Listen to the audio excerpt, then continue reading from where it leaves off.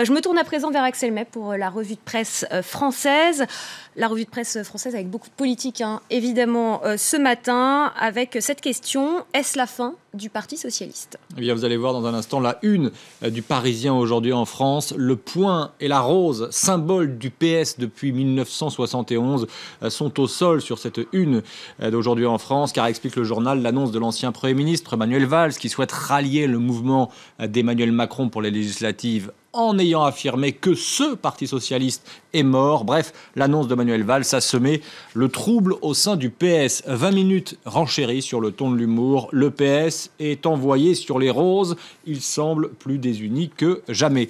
Pour revenir aux Parisiens aujourd'hui en France, on peut y lire dans l'éditorial que le PS, fort de ses certitudes, s'est en quelque sorte fait ubérisé par plus audacieux et innovant que lui, le mouvement En Marche d'Emmanuel Macron.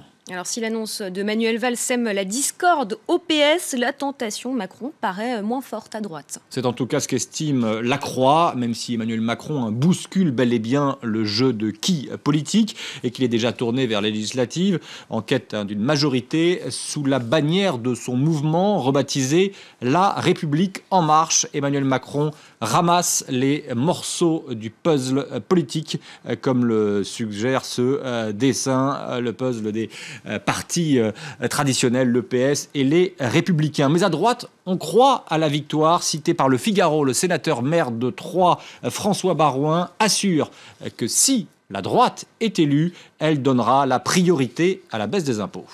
Un président qui arrive, un autre qui part. Dernier conseil des ministres aujourd'hui pour François Hollande. Et chez ses proches, c'est adieu. Et sauf qui peut. Là aussi, c'est un dessin qui illustre la situation. Et c'est en une de l'opinion. Le ministre de l'économie, Michel Sapin, ami de 40 ans de François Hollande, lui remet un cadeau. « Ah, ça fait plaisir. Ça vient de qui ?» interroge Hollande. « Des dessinateurs de presse », répond Sapin. Et le cadeau, c'est un exemplaire de Gaston Lagaffe, le célèbre héros gaffeur de la bande dessinée franco-belge, avec en mot d'adieu: « Vous allez nous manquer ».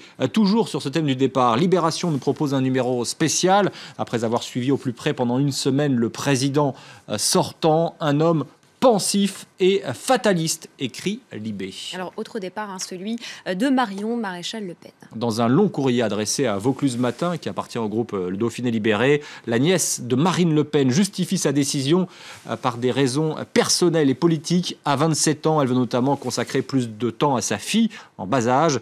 Mais pour le journal Le Monde, le départ de la députée du Vaucluse constitue un séisme pour le Front National, avec en toile de fond les tensions avec sa tante Marine Le Pen, même si Marion Maréchal Le Pen se défend qu'il y ait des tensions.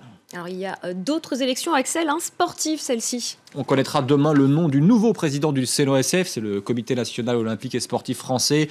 Comme l'écrit Lacroix, c'est un fauteuil pour 3. Le sortant, Denis Masséglia, est opposé à Isabelle Lamour, présidente de la Fédération française d'escrime, seule femme présidente d'une grande fédération sportive en France, et au député et ancien champion olympique de judo, David Douillet, qui fait figure de favori. Une élection qui survient alors que ce week-end, la commission d'inspection du CIO, le Comité international olympique, pour l'attribution des Jeux de 2024, sera à Paris et rencontrera donc le nouveau président de la République française et le nouveau président du CNOSF. Alors, tout autre chose, un trésor mathématique à la portée de tous. De quoi s'agit-il exactement? Connaissez-vous Alexander Grothendieck?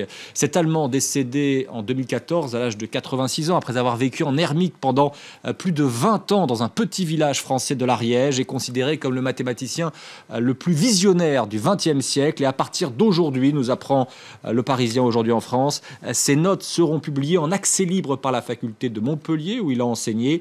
18 000 pages à l'état brut, avis aux amateurs très éclairés, Claire. Alors, lui était considéré comme le plus grand dialoguiste du cinéma français. Il s'agit de Michel Audiard. Oui, très rapidement, sachez que le Figaroscope a rencontré son petit-fils qui publie un livre policier pour évoquer le Paris, le Paname de son grand-père, comme aurait dit Michel Audiard, le dialoguiste des tontons flingueurs, aimait par exemple beaucoup la rue Marbeuf et allait acheter chez Fruits de Mer, les fruits de mer chez André, donc rue Marbeuf, rue du 8e arrondissement, qui était son fief, assure son petit-fils Stéphane Audiard. Et n'oubliez pas l'une des citations qu'aimait bien Michel Audiard: l'essentiel, c'est de râler, ça fait bon genre. Merci beaucoup, Axel. Vous pouvez retrouver cette revue de presse complète sur notre site internet www.france24.com.